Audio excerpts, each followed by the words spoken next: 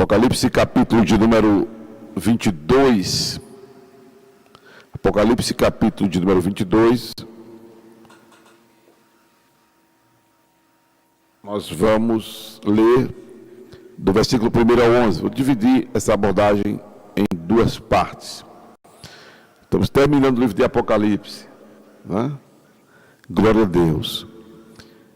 E mostrou-me o rio puro da água da vida, claro como cristal, que procedia do trono de Deus e do Cordeiro. No meio da sua praça e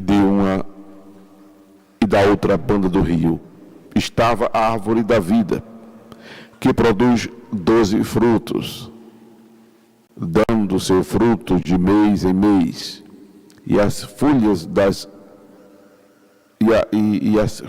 da árvore são para a saúde das nações. E ali nunca mais haverá maldição contra alguém. E nela estará o trono de Deus e do Cordeiro, e os seus servos o servirão. E verão o seu rosto, e na sua testa está o seu nome. E ali não haverá mais noite, e não necessitarão de lâmpada, nem de luz do sol, porque o Senhor Deus os alumia, e reinarão para todo sempre. E disse-me: estas palavras são fiéis e verdadeiras. O Senhor, o Deus dos santos profetas, enviou o seu anjo para mostrar aos seus servos as coisas que em breve hão de acontecer. Eis que presto venho. Bem-aventurado aquele que guarda as palavras da profecia deste livro. E eu, João, sou aquele que vi e ouvi estas coisas, e vendo-as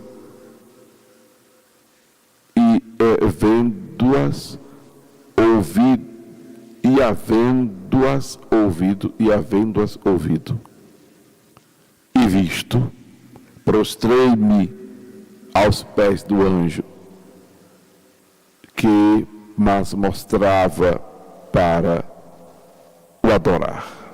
E disse-me: olha, não faças tal, porque eu sou conservo teu e de teus irmãos, os profetas, e dos que guardam a palavra deste livro. Adora a Deus.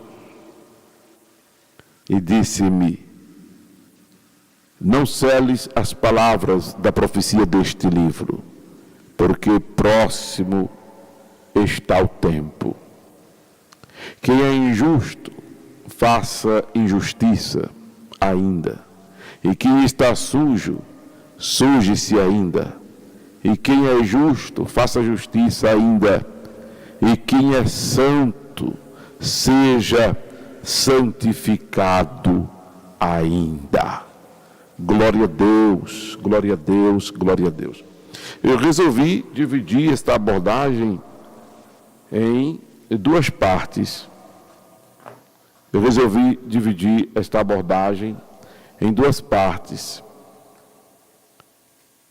Para nós rendermos até mais um pouquinho, né, no livro de Apocalipse. Eu estava dando saudade de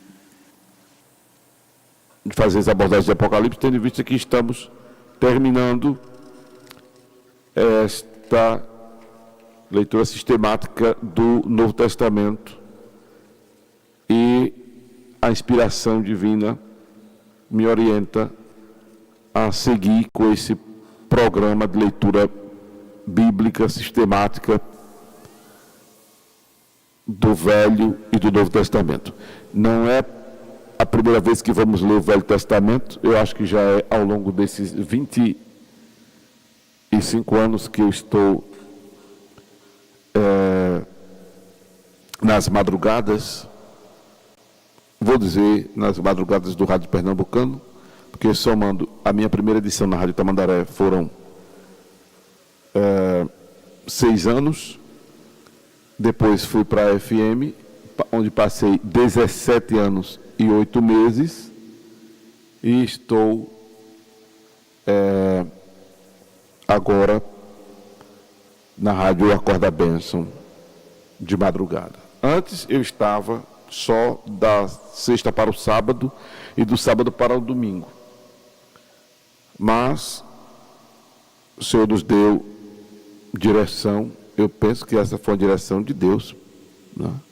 Para que eu esteja todos os dias, exceto da sexta para o sábado, de 23 horas a 1 da manhã, até porque logo cedo pela manhã eu estou também na Rádio Tamandaré. Né? Louvado seja Deus. Louvado seja Deus. E esse programa de leitura sistemática, a gente recebeu inspiração divina desde esse tempo atrás. Não é uma abordagem de versículo por versículo, mas é uma abordagem textual, é uma abordagem que a gente procura contextualizar à luz da própria história bíblica, narrativa bíblica, e contextualizar para a nossa realidade diária, e com o intuito maior de ser uma abordagem bem pragmática. Não é nada de curiosidade bíblica, não segue nem meu perfil, né? Não segue nem meu perfil isso. Mas é uma abordagem pragmática, eu me refiro porque são orientações e que pela lupa do Espírito Santo a gente tem conseguido detectar princípios, verdades e valores divinos para aplicarmos em nossa vida e vivermos o Evangelho, vivermos a palavra de Deus, porque o importante é viver. O importante é viver. Não é? Eu preciso falar a palavra, mas eu preciso, sobretudo, viver a palavra.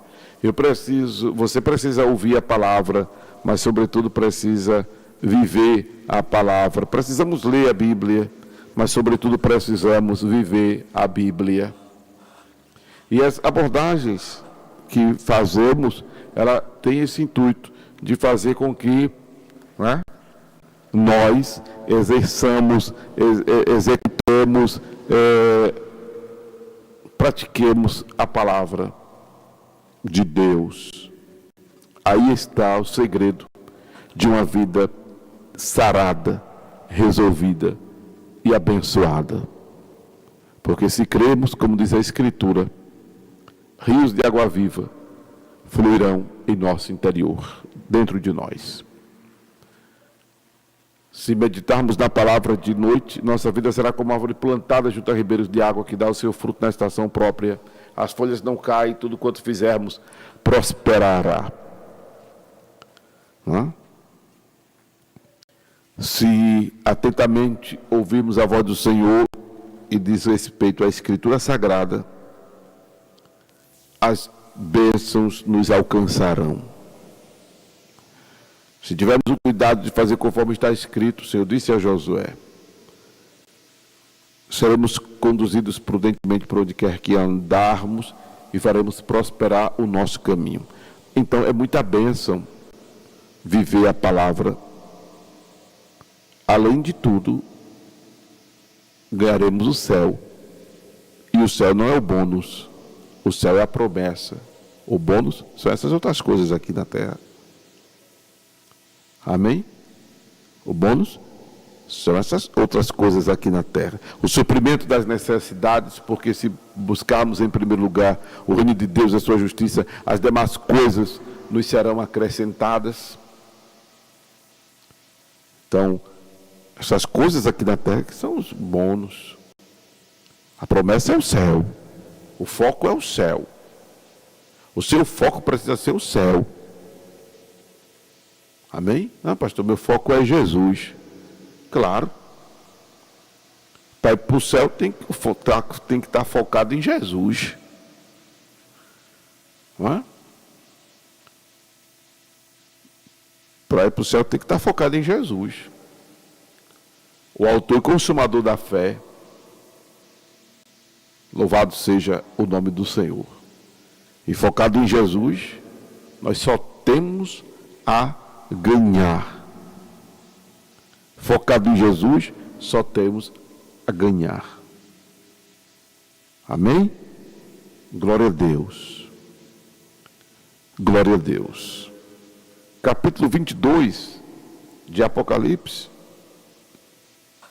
que é uma narrativa sequenciada do capítulo 21. Eu estou dizendo isso porque nem toda a narrativa de um capítulo depois do outro, ela é uma sequência histórica. Eu dou muito exemplo do livro de Esdras, do capítulo 14 para o capítulo 15. É um espaço de 20 e poucos anos na história. Não é? Na nossa Bíblia é uma questão de parágrafo, na escrita é uma questão de parágrafo, mas na história é um intervalo de aproximadamente 26 anos. Louvado seja Deus. Mas aqui, o capítulo 22 de Apocalipse, segue uma sequência do novo céu e da nova terra, que é a Nova Jerusalém. Louvado seja Deus. E que eu até pedi para Luciano colocar em uma das abordagens do capítulo 21, que foi dividido em duas partes, o Éden desencantado. O Éden desencantado. Isso se referindo ao período do milênio, que será o céu na terra. Não é? O período do milênio, que será o céu na terra. Louvado seja Deus. Onde acontecerá que a árvore da vida, ela servirá para a saúde das nações. Por quê? Porque no milênio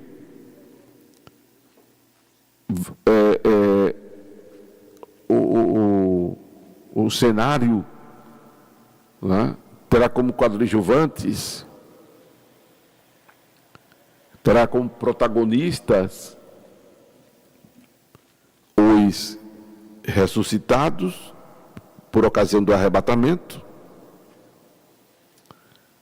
os transformados por ocasião do arrebatamento. Isso vai acontecer para encontrarmos com o Senhor nos ares, primeiro os ressuscitados, depois os transformados, os vivos. E quando acontecer a parousa, que é para a implantação do milênio, a igreja vem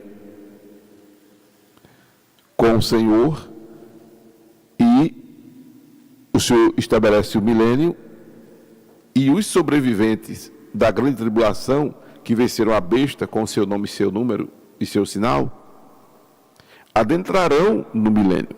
Então estarão em carne e osso. Em carne e osso. Nós, supostamente ressuscitados e transformados, estaremos com essa estrutura de aparente carne e osso, só que livre de corruptibilidade. A diferença está aí. Porque o que é mortal vai se revestir da imortalidade e o que é corruptível vai se revestir da incorruptibilidade. O nosso corpo será semelhante ao corpo de Jesus. Quando Jesus ressuscitou, o seu corpo, ele foi tocado. Ele aparece para os discípulos e mostra o sinal nas mãos. Tomé não estava presente. Tomé, o Senhor apareceu. Eu só acredito se ele aparecer de novo, se eu ver. A gente mete o pau em Tomé. Né? A razão suposta dessa crítica a Tomé é porque Jesus disse para Tomé: seja crente, não incrédulo. Bem-aventurado os que não veem e creem. Mas, por outro lado, né, é importante entendermos que o próprio Jesus advertiu, e aí eu não estou censurando Jesus. Quem sou eu para censurar Jesus? Estou só argumentando aqui para nós, humanamente falando, que Tomé, ele precisa ser observado ao lembrarmos-nos que Jesus disse para termos o cuidado com os falsos profetas que diriam e que dirão, porque é uma situação pretérita, mas que perfeita, né? É o passado, o presente e o futuro. Ele aqui, ele ali, ele acolá. Jesus disse: não se movam dos vossos lugares. Então, é importante considerar esse comportamento de Tomé dentro dessa perspectiva também. Não é? A questão é que Jesus aborda Tomé, seja crente ou incrédulo, porque não é pela informação que os discípulos amigos dele disseram, é pelo que agora está acontecendo com a presença de Jesus ali. Ele olha meio incrédulo. Aí Jesus manda que ele seja crente, porque agora o cara está vendo. E Jesus disse para que ele visse os sinais, a marca dos cravos nele, e o lugar o que o transpassara. E se eu não me engano, Jesus até pede para que ele toque, né? Deixa eu folhear isso, a Bíblia. Se alguém puder mandar essa referência aí, eu agradeço. Se alguém puder mandar essa referência, eu agradeço, para eu não perder muito tempo aqui procurando. Mas se eu não me engano, né, o Senhor até pede para que Tomé toque nele. Louvado seja Deus. Mas o que eu quero argumentar não é esse detalhe aqui. Como eu disse, a abordagem aqui não é de curiosidade bíblica. O que eu quero argumentar, como estou argumentando, é que o nosso corpo será semelhante ao de Jesus Cristo. Glória a Deus. Uma vez ressuscitados, uma vez transformados, louvado seja Deus. O nosso corpo será semelhante ao corpo de Jesus. Amém? Que é Lucas, capítulo de número 24, Lucas capítulo 24, do versículo 36, aleluia, em diante.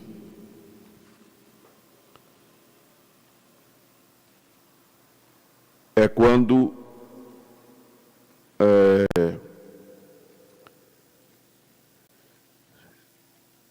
aquilo que eu estava dizendo, versículo 41, e não o crendo eles, ainda por causa da alegria, estavam maravilhados, disse: tendes alguma coisa para comer?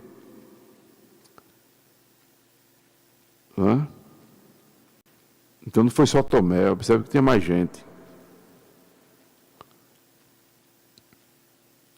Vede minhas mãos e meus pés, que sou eu mesmo, tocai-me e vede, pois o Espírito não tem carne nem osso, como vedes que eu tenho. E dizendo isso, mostrou-lhe as mãos e os pés. E não o crendo eles ainda por causa da alegria, e estando maravilhados, disse-lhe: tendes aqui alguma coisa que comer? Então eles apresentaram-lhe parte de um peixe assado e um favo de mel, e ele tomou e comeu diante deles. Aleluia, louvado seja o nome de Jesus. Ele ressuscita, o corpo dele não reconhece limite, porque ele passa pela parede, ele se traslada numa velocidade espetacular. Louvado seja Deus. Torna-se invisível, né? Ao mesmo tempo. Aleluia. Mas agora é tocado. Aí eu mencionei o texto de Lucas 24, que é o mesmo de João capítulo 20, que aí há um destaque ao personagem Tomé, conforme nós já dissemos, né? E a gente percebe que não foi só Tomé, os discípulos todos também estavam envolvidos nesse ceticismo, nessa incredulidade. Louvado seja Deus.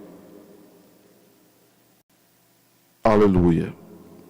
Aí em João capítulo 20, versículo 24, diz que Tomé, um dos 12, chamado Dídimo, não estava com eles quando Jesus veio.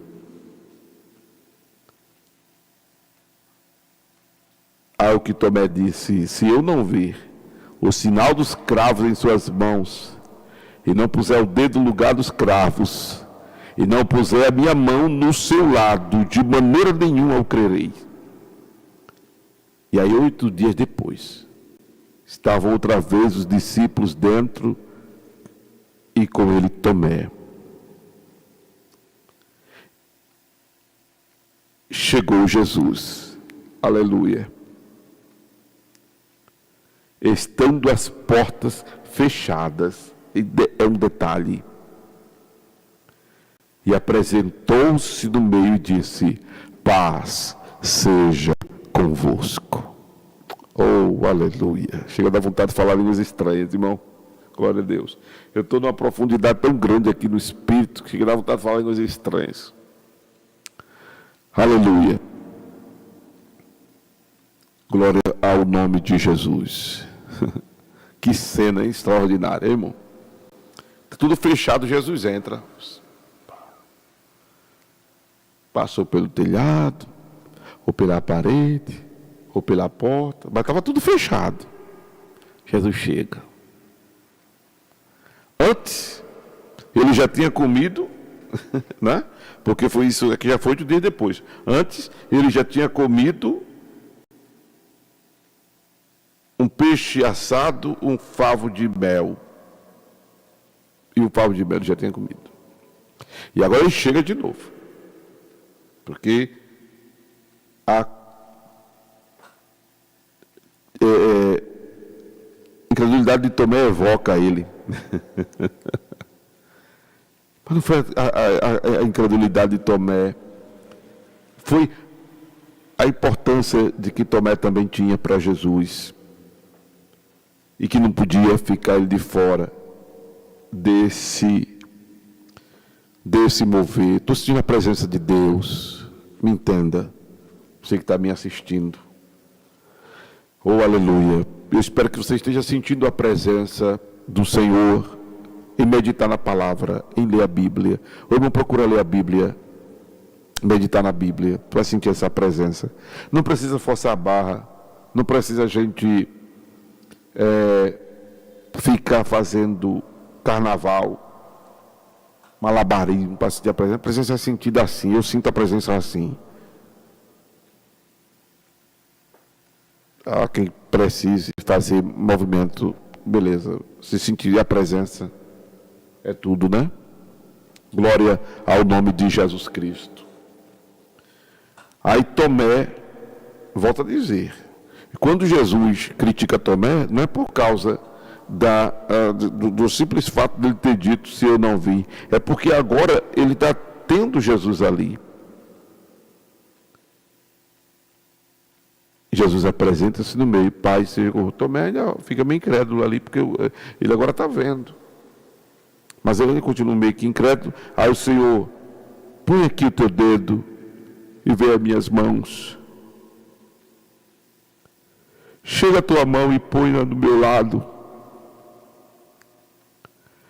Né?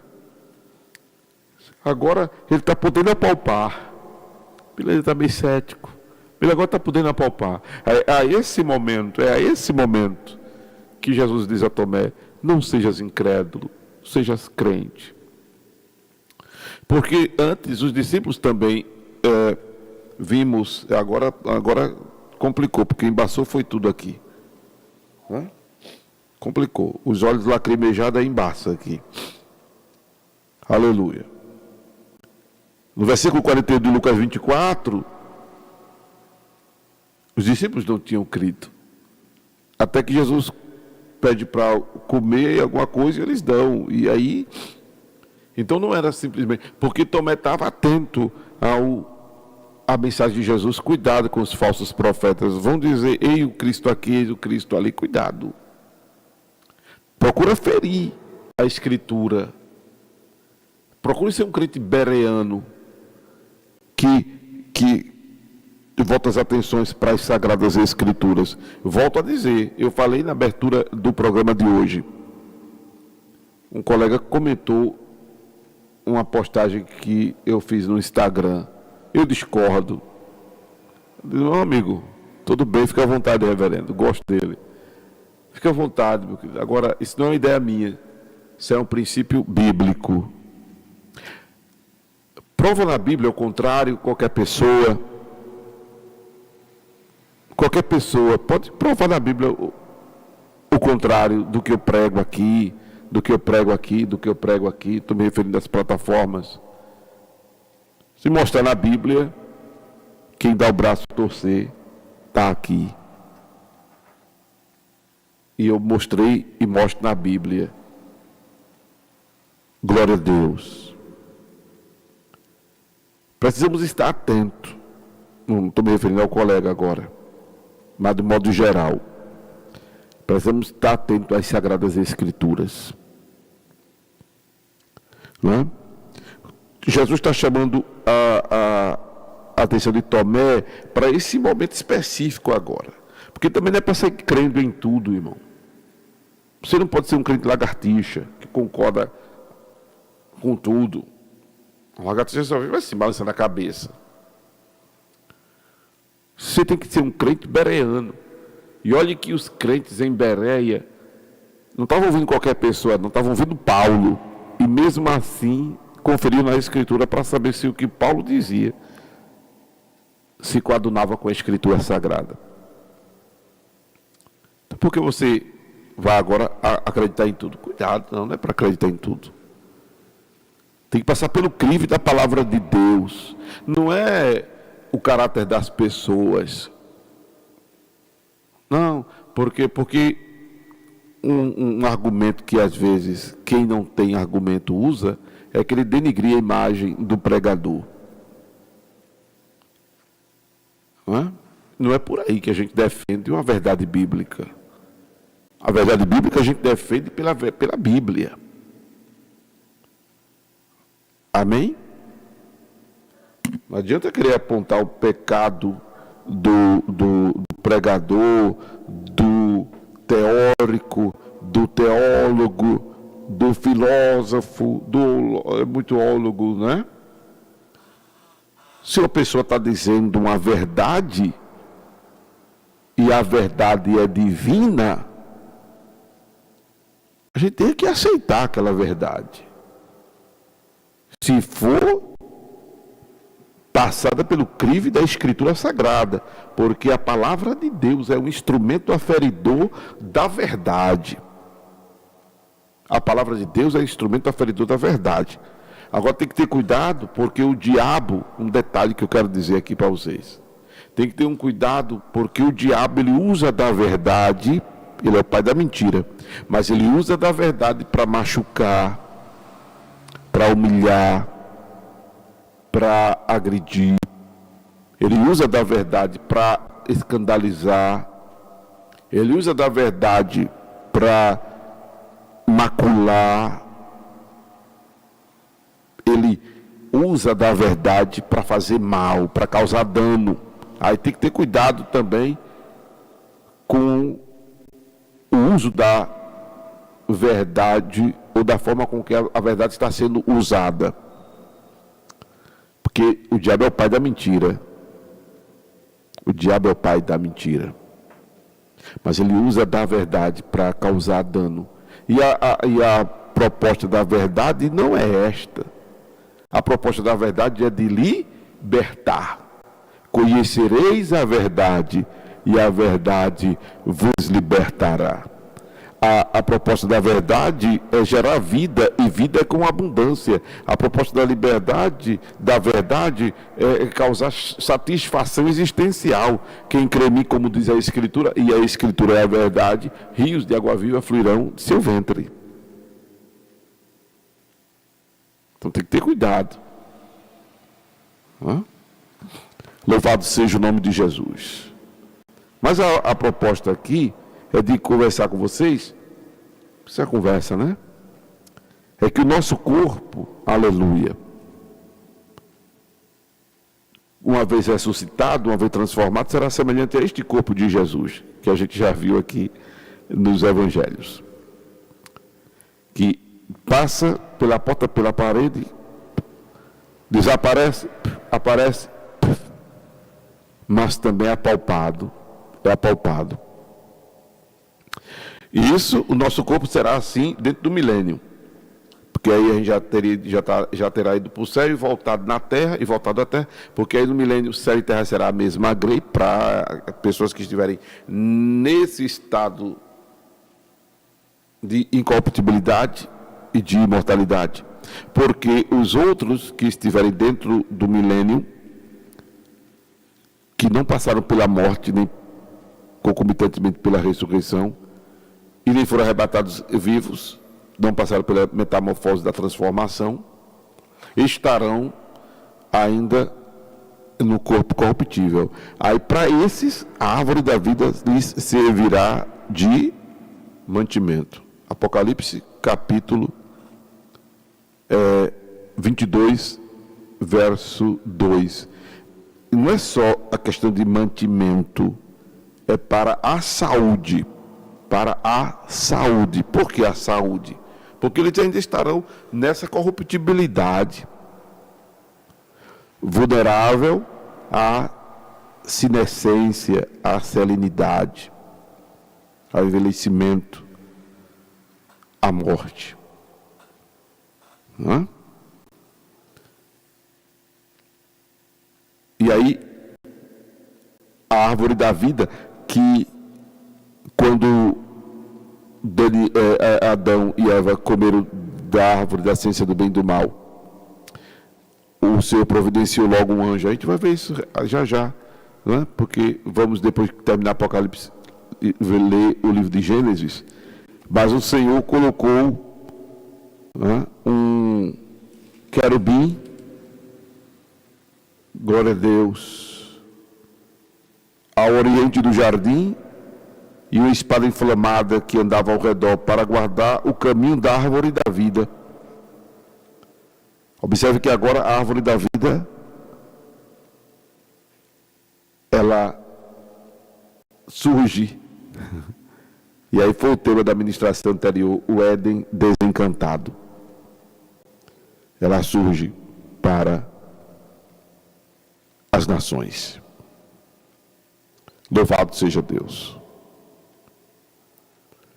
Agora, perceba que logo no capítulo 22, a gente é trasladado para a eternidade, porque nunca haverá maldição contra alguém, o trono de Deus está nela, né? Lá não há dia nem noite, porque o Senhor alumia, e todos reinarão, e reinaremos para todos sempre. Porque essa já é uma realidade vivenciada pelos salvos. Claro que as pessoas que adentraram no milênio, que ainda não passaram por essa metamorfose, para adentrar na eternidade, elas passarão por esse processo. Porque este corpo, ele não está preparado para a eternidade celestial. Louvado seja Deus. E o lindo aqui, não é? Aleluia. Aleluia. O lindo aqui essa certeza, essa garantia. Bem, vamos falar de algo aqui agora, importante tanto quanto, conforme inclusive foi a abertura desta oportunidade, do programa, desta ministração. Bem-aventurado aquele que guarda as palavras da profecia deste livro. As Sagradas Escrituras, a Bíblia Sagrada. A Bíblia é um conjunto de livros. E João recebe, vê essas coisas e tal. Uma coisa que eu estava lendo aqui, que eu quero sugerir a vocês, que quando João vê o anjo, ele se prostra para adorar o anjo, e por mais de uma vez o anjo manda que ele não faça isso. Eu tenho uma abordagem sobre angelologia, está lá em Coríntios, está aqui no YouTube, aliás, está no YouTube Acorda a Bênção. Volto a dizer, o YouTube Acorda a Bênção é o YouTube só das ministrações. Aqui no YouTube Rádio Acorda a Bênção é o YouTube do programa inteiro. Mas quem quer só ouvir a pregação, o estudo bíblico, sei lá, a mensagem, como queira, está lá no canal Acorda a Bênção. E eu sugiro que vocês assistam, ouçam essa ministração sobre angelologia. Ou seja, que não devemos adorar os anjos. Tá? Porque nos dias de hoje, entre muitas coisas erradas que estão fazendo nas igrejas, em algumas igrejas evangélicas, é adorando anjos. Se diz que Jesus está presente, é pouca glória, é pouca aleluia, é pouca vibração, mas se disser que está vendo um anjo, meu Deus, o pessoal fica muito feliz, muito contente, é língua estranha e está adorando o anjo. Fora outras coisas, outros manifestos, outros movimentos. Enfim, anjo não é para ser adorado. O único anjo que recebia adoração no Velho Testamento, a gente vai falar muito disso lá, é o anjo do Senhor, porque ele trazia as credenciais divinas, porque o anjo do Senhor no Velho Testamento é uma teofania, é Deus em forma de anjo. Aí esse anjo que tipifica a pessoa de Deus em carne, que é Jesus, ele recebe adoração, ele se contenta. Mas esses outros anjos aqui não. Anjo não é para ser adorado. E o anjo disse para ele: adora a Deus. Adora a Deus. Para terminarmos, aleluia, eu quero falar sobre o versículo 11. Quem é injusto, faça injustiça ainda. Quem é sujo, suje-se ainda. E quem é justo, faça justiça ainda. Quem é santo, seja santificado ainda. Isso aqui, essa fala, do anjo para João, é ele dizendo que quem é. Estou tentando traduzir isso aqui para nós. Quem é? Ou seja, o injusto, ele vai continuar praticando injustiça. Porque é da natureza do injusto. O sujo vai continuar se sujando. Isso aqui não tem a ver com predestinação, não. Isso aqui é traço de personalidade. Isso aqui é estado de espírito. Isso aqui é condição da instituição humana. O santo, ele procura se santificar.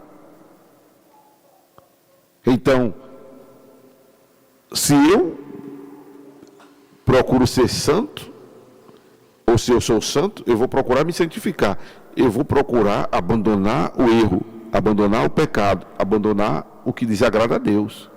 Porque eu sou santo. Quem não é, não vai se preocupar com isso. Ao contrário, vai estar afundando na iniquidade, no pecado. Por quê? É o sujo. O sujo, para fazer uma colocação melhor, ele vai se sujar mais. O injusto vai cometer mais injustiça. O santo vai se santificar. Jesus disse em Mateus capítulo 7 que não devemos julgar ninguém. E a gente não está aqui para ser juiz, não. Mas Jesus disse que é pelo fruto que se conhece a árvore. É pelo fruto que se conhece a árvore. Então, se a pessoa diz que é crente, que é servo de Deus, que é servo do Senhor, que é filho de Deus, ela não vai regredir, ela não vai se tornar uma pessoa pior. A tendência é ela se tornar uma pessoa melhor a cada dia. Porque a vereda do justo é como a luz da aurora, que vai brilhando, brilhando, até ser dia perfeito. Então é importante que eu me conheça. Eu perceba minhas atitudes, meu comportamento, minhas ações. Como é que eu estou? Eu estou evoluindo para Deus ou estou involuindo? Eu estou me aplicando a fazer coisas que me aproximam de Deus ou estou envolvido em coisas que me afastam de Deus? Porque se eu estou envolvido em coisas que me afastam de Deus, eu não estou sendo santo. Entende, amados? A gente volta a falar sobre isso, obviamente, com mais esclarecimento, com mais inspiração, mas eu quero dizer a você que se estas palavras de hoje mexeram com você, ou mexeu comigo, o que ouvimos foi a voz de Deus, a voz do divino.